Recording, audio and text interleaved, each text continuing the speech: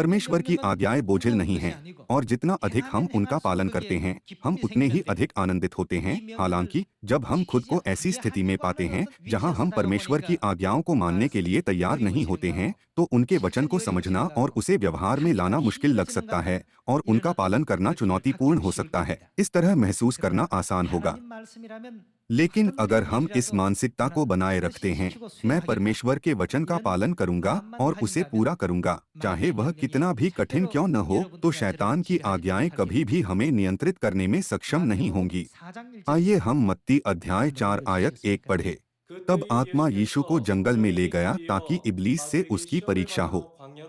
वह 40 दिन और 40 रात निराहार रहा, तब उसे भूख लगी। तब परखने वाले ने पास आकर उससे कहा, यदि तू परमेश्वर का पुत्र है तो कह दे कि ये पत्थर रोटियां बन जाएं। यीशु ने उत्तर दिया, लिखा है, मनुष्य केवल रोटी ही से नहीं, परंतु हर एक वचन से जो परमेश्वर के मुख से निकलता है, जीवित रहेगा। हमें एक बात के बारे में सोचने की जरूरत है। यह साबित करता है कि चाहे यीशु के साथ कुछ भी हुआ हो, उन्होंने किसकी आज्ञाओं को अधिक बहुमूल्य माना। शैतान चाहता था कि यीशु परमेश्वर की आज्ञाओं को छोड़कर उसकी आज्ञाओं का पालन करें। जब आप भूखे होते हैं तो क्या भोजन परमेश्वर के वचन से अधिक आवश्यक नहीं है? क्या रोटी परमेश्वर के वचन से अधिक महत्वपूर्ण नहीं है?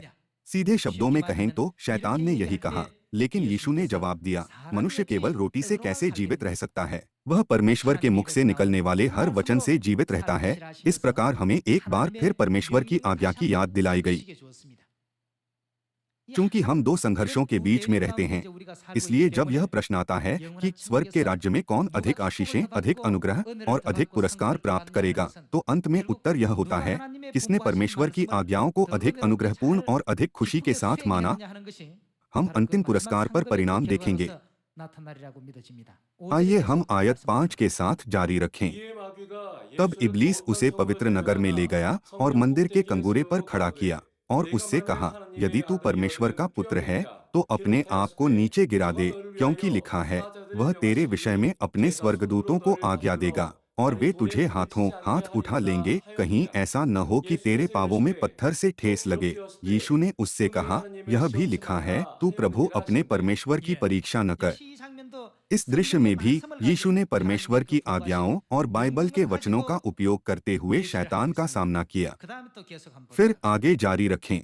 फिर इब्लीस उसे एक बहुत ऊंचे पहाड़ पर ले गया और सारे जगत के राज्य और उसका वैभव दिखाकर उससे कहा, यदि तू गिरकर मुझे प्रणाम करे तो मैं यह सब कुछ तुझे दे दूंगा। तब यीशु ने उससे कहा, हे शैतान, दूर हो जा, क्योंकि लिखा है, तू प्रभु अपने परमेश्वर को प्रणाम कर और केवल उसी की उपासना कर। तब शैतान उसके पास से चला गया और देखो, स्वर्गदूत आकर उसकी सेवा करने लगे।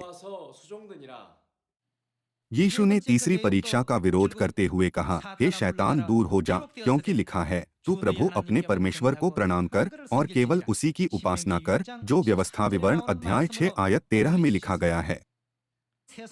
जब हम संसार का धन, शक्ति या अधिकार के प्रलोभनों का सामना करते हैं तो शैतान धूर्तता से प्रकट होता है, हमें अपने निर्देशों का पालन करने के लिए प्रलोभित करता है और हमें एक मार्ग भी दिखाता है।